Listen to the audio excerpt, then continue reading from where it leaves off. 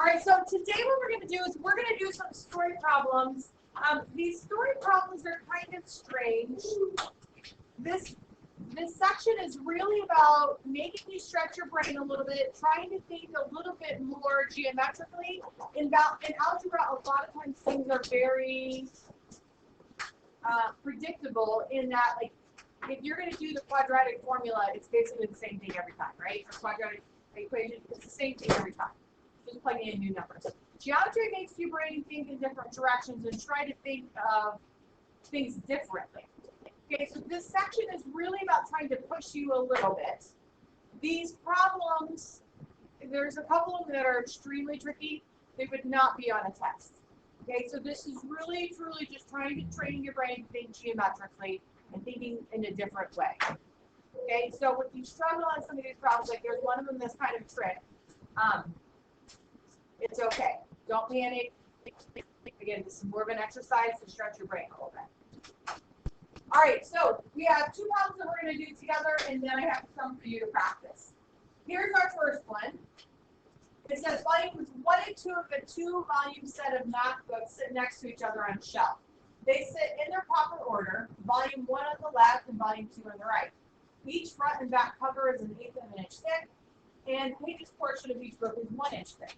If a bookworm starts at the first page of volume 1 and burrows all the way through to the last page of volume 2, how far will she travel? Well, lucky for you, I have a volume 1 and 2 of the math book here. And the pages are about 1 inch thick. And they are geometry books. How about that?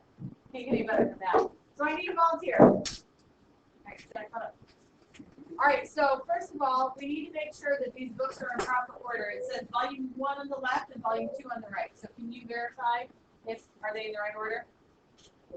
Okay, so volume 1's on the left, volume 2's on the right. So it says that the bookworm starts at the first page of volume 1. So can you put a card where the first page of volume 1 is? I'll help you find out some books there a little bit. Here, find the first page. Where's page 1? The first page. So where's page 1? Yep. All right, so there's the first page of volume 1. Okay, now it says burrows all the way through to the last page of volume 2. So if you look at volume 2, if you find volume 2, where would the last page in that book be?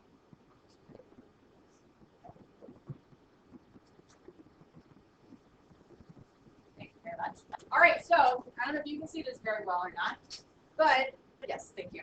The first page of volume 1 and the last page of volume 2 are very close together. Right? Can you see that? You see the cards? Maybe, maybe not. All right, so is the worm actually eating through any pages? No, what's the worm eating through? The 2 covers. So we have a cover from one book, which is 1/8 of an inch thick. A cover from another book, which is 1 inch and 1/8 thick. That's a total of 2/8 inches or 1/4 of an inch. So I didn't really have a picture to draw for this, but we had some manipulatives, right? And you could have done the same thing. You didn't have to really have 2 geometry books or 2 math books or a volume 1 and 2. You could have made that up, right? All one book, volume 1, one book, volume 2. All right. Next problem. It says, in Reasonville, many streets are named after famous mathematicians. Streets that end in an X run east-west.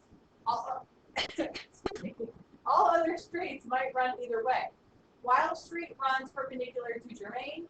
Vermont Street runs parallel to Germain. Which direction does Vermont Street run? All right, so we know the streets that end in an S run east-west. Everything else can go either way. So Wiles does end in an S.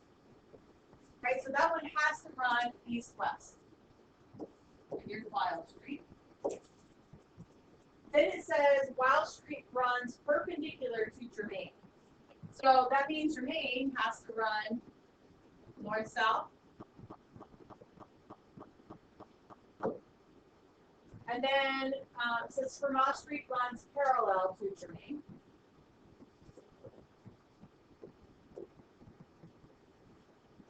So these two have to run parallel. Which direction is Vermont Street running? North and south, right? So we just needed to sketch a picture to help us answer that question. Some people can do that in their head, but the picture just kind of backs itself. So these are the type of questions you're going to be working on today. Some are a little bit more straightforward, some are a little trickier.